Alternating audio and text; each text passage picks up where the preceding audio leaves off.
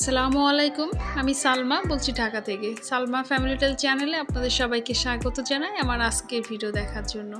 কাছে দূরে দেশ এবং দেশের বাইরে যে যেখান থেকে আমার ভিডিও দেখছেন এবং পরবর্তীতে দেখবেন, আশা করি আল্লাহর রহমতে সবাই ভালো আছেন এবং সুস্থ আছেন। আর সবার সুস্থতা কামনা করেই শুরু করছি আজকে আমার এই নতুন ভিডিওটা। রোজা, ঈদ, নববর্ষ সবই যেন কেমনভাবে চলে গেল। আর এর মাঝে কিন্তু আমাদের জীবনে অনেক পরিবর্তন চলে এসেছে, কারণ এইগুলো আমি এখনও কারোর সাথে খুব একটা শেয়ার করি নাই। অনেক দিন ধরেই কোনো ভিডিও দিচ্ছি না, কারণ কেন যেন ভালো লাগছে না। তো এই ভিডিওটা করে রেখেছিলাম রোজার ভিতরে ইফতারি আয়োজন চলছিল, তো সেটাই যে আমি একটু ধীরে সুস্থে যে এডিট করে দিব, আপলোড করব, আসলে সেটাও ভালো লাগছিল না। তো অনেকে আমার এই ভিডিওটা দেখে হয়তো হাসবে যে রোজা ঈদ চলে যাওয়ার পরে রোজার ইফতারি ভিডিও। আসলে এই মুহূর্তে আমার কাছে তেমন কোনো ভিডিও নেই যেটা আমি শেয়ার করব। আর অনেক দিন থেকেই কিন্তু আমি কোনো ভিডিও দিচ্ছি না। অনেক আপুরা কিন্তু আমাকে অনেক বেশি ভালোবাসে, তারা কিন্তু আমাকে নানানভাবে আমাকে জানাচ্ছে আমি কেন ভিডিও দিচ্ছি না। খুব তাড়াতাড়ি হয়তো বা সমস্ত ঝামেলা মিটে হয়তো রেগুলার হতে পারবো না ইউটিউবে, কারণ ইউটিউবে রেগুলার না থাকলে ইউটিউব কিন্তু আমাকে ঠিকই ভুলে যাবে। আমি জানি আমার আপুরা আমাকে অনেক বেশি ভালোবাসে, আমাকে ভুলে যাবে না, তবে ইউটিউব কিন্তু ভুলে যেতে পারে। তো অনেক মানুষের লাইফে কিন্তু অনেক পরিবর্তন আসে, আর তখন কিন্তু সে নিজেও জানে না, প্রস্তুত থাকে না। তেমনই কিন্তু আমার লাইফে অনেক একটা বড় পরিবর্তন এসেছে, যার কারণেই আমার এই ভিডিও দিতে দেরি হচ্ছে। তো জানি না আজকে ভিডিওটা কেমন লাগবে। যদি কোনো কারণে ভালো লেগে থাকে তো ভিডিওতে কিন্তু অবশ্যই একটা লাইক দিবেন, আর আমার চ্যানেলে নতুন হয়ে থাকলে চ্যানেলটা সাবস্ক্রাইব করে আমার পাশে থাকতে পারেন। তো আলুর চপ বানানোর জন্য আমি একটা বেসনের গোলা বানিয়ে নিয়েছি, আর এটা কিন্তু আমি ইউটিউব দেখে শিখেছিলাম। তো বানানোর পরে আঙুল ডুবিয়ে আমি দেখছিলাম যে আমার আঙুলটা পুরোটা কাভার হচ্ছে কিনা। আর যেহেতু এটা একটা অনেক কয়েক রকমের আর কি ডাল চাল দিয়ে বানানো, তো কিছুক্ষণ রেখে দিলে দেখা যায় একটু ঘন হয়ে যায়। তো আমি ওই জন্যই রেখে দিয়েছিলাম বেশ কয়েক মিনিট। তারপর দেখি যে না, ব্যাটারটা কিন্তু অনেক ঘন হয়ে গেছে। আর রোজার সময় তরমুজ না হলে তো আমার বাসা হয় না। এখন তো বাইরে তরমুজ কেনাটাও একটা রিস্ক, কারণ এই ভালো তো দেখা যায় যে খারাপ হয়। তো তারপরও আর কি বাচ্চারা খুব বেশি পছন্দ করে তরমুজটা, এই জন্যই কিন্তু তারপরও কেনা হয়। এরকম ভাজা পোড়া খাওয়া অবশ্যই স্বাস্থ্যের জন্য খুব একটা ভালো না, তবে আমার বাসায় রোজার সময় এরকম ভাজা পোড়া প্রত্যেক দিনই হয়, কারণ দেখা যায় যে সারা বছর মনেই থাকে না। রোজার সময় আসলে এই আলু, বেগুনি, পেঁয়াজু এইগুলা কিন্তু আগেই মাথায় আসে। তো আমার বাসায় আলুর চপটা অনেক বেশি পছন্দ করে। দেখা যায় যে কোনো কিছু না বানালেও আলুর চপটা বানানোই লাগে। এরকম তেলে ভাজা জিনিস যত কম খাওয়া যায় আমার মনে হয় স্বাস্থ্যের জন্য ততই ভালো। তবে মুখ তো আর শোনে না। অনেক সময় দেখা যায় যে জীবনের চেয়ে জিহ্বার মূল্যই বেশি হয়ে যায়, তখনই কিন্তু জিহ্বা এই ধরনের ভাজা পোড়ার এবং স্পাইসি বেশি খেতে চায়। আলহামদুলিল্লাহ পুরো রোজাটা কিন্তু অনেক ভালোভাবে কাটিয়েছি।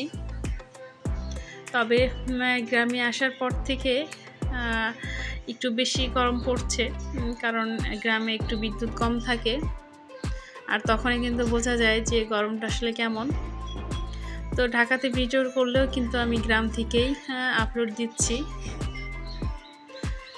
আসলে ওই যে বললাম যে জীবনে অনেক পরিবর্তনই কিন্তু হঠাৎ করে চলে আসে, যেটার জন্য আমরা কেউ কিন্তু প্রস্তুত থাকি না।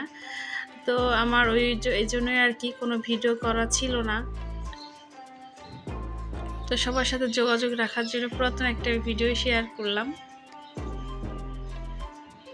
তো এই ভিডিওটা যেদিন করেছিলাম ওই দিনকে আমার ননদের ছেলেও এসেছিল। তো দেখা যাচ্ছে যে ওর উপলক্ষে আরও একটু বেশি আয়োজন করে ফেলেছি। তো ইফতারিতে লেবু শরবত না হলে কিন্তু আমার একদমই ভালো লাগে না। দেখা যায় যে শরবত, জুস, কোনো না কোনো একটা এরকম হেলথ ড্রিঙ্কস থাকাই লাগবে। আর আমাদের এই বছরের নতুন একটা সদস্য যোগ হয়েছে, আমাদের আফনান। গত বছরে তো ও ইফতারিতে থাকতো, তবে অতটা ও মজা করতো না। তবে এই বছরে সে নিজেও একটা বড় রোজাদার হিসাবে নিজেকে প্রমাণ করার চেষ্টা করে। আর ওকে নিয়ে ইফতারি করতে বসলে পুরা শসা তো তার দখলে থাকে।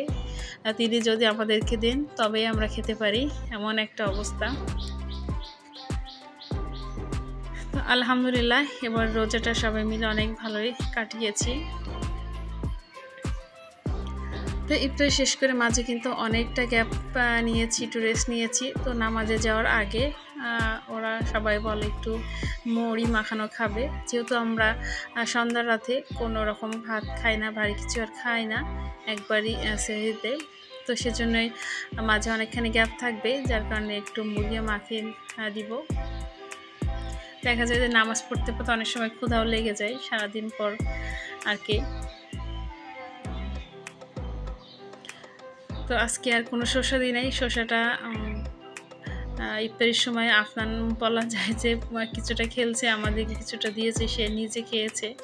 তো আর মুড়ি মাখানোর জন্য রাখবো সেটাও হয়নি। বেশিরভাগ সময় দেখা যায় ছোলাটা শুধু শুধু খেয়ে নেয়, মুড়ি মাখানোটা খুব কম হয়।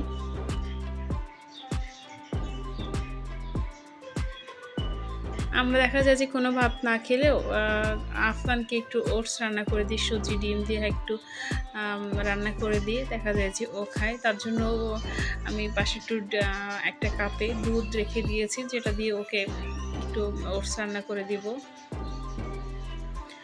তো ইদানিং হচ্ছে ধনেপাতার বাসায় নিয়ে এসে রাখলে দেখা যায় যে খুব তাড়াতাড়ি পচে যায়। তো আমি বেশিরভাগ সময় এরকমভাবে ডিপ করে রাখি। তো আজকে ওই ডিপ থেকে বের করে ওই ধনেপাতাটা দিয়ে আর কি একটু মুড়ি মাখিয়ে নিচ্ছি। একটা ধনেপাতার ফ্লেভার থাকলেই হলো, কারণ এনে রেখে নষ্ট করার চাইতে এভাবে খেলে কিন্তু বেশ ভালোই হয়। আমার বাসায় মুড়ি কেউ খেতে চায় না, আবার যদি মুড়ি মাখায় তো দেখা যায় যে সবাই এত বেশি মজা করে খায়, মনে হয় যে না আর একটু বেশি মাখালে মনে হয় ভালো হতো। তবে সব কিছু শেষে একটু আগ্রহ রাখা ভালো, যাতে পরবর্তীতে সেই মজাটা আবারও সে ফিরে পায়। রোজার দিনে এই ছোলা দিয়ে মুড়ি মাখানোর মজাটাই কিন্তু আসলে অনেক বেশি। একসময় কিন্তু আমরা মেসে যখন থাকতাম তখন এভাবে সব কিছু দিয়ে শুধু মুড়ি মাখিয়ে ইফতারি করতাম, কারণ বাসার বাড়িতে যেরকম আয়োজন হতো আসলে মেসে তো সেভাবে হতো না। তো ইফতারির সময় আফনান টেবিলের উপরে একদম শরবত ফেলে পুরা টেবিলটা ভিজে ফেলে, সেটাও কিন্তু আমি পরিষ্কার করে নিয়েছি। আর এখন আমরা সেই টেবিলে বসে মুড়ি খাচ্ছি। তো আমার আজকে ভিডিওটা কেমন লাগলো অবশ্যই কিন্তু কমেন্টস করে জানাতে পারেন। আর ভিডিওটা ভালো লাগলে একটা লাইক দিয়ে দিবেন অবশ্যই। আর আমার চ্যানেলে নতুন হয়ে থাকলে আমার চ্যানেলটা সাবস্ক্রাইব করে আমার পাশে থাকতে পারেন। মুড়ি খেতে খেতে সবার কাছ থেকে বিদায় নিচ্ছি আজকে এই পর্যন্তই।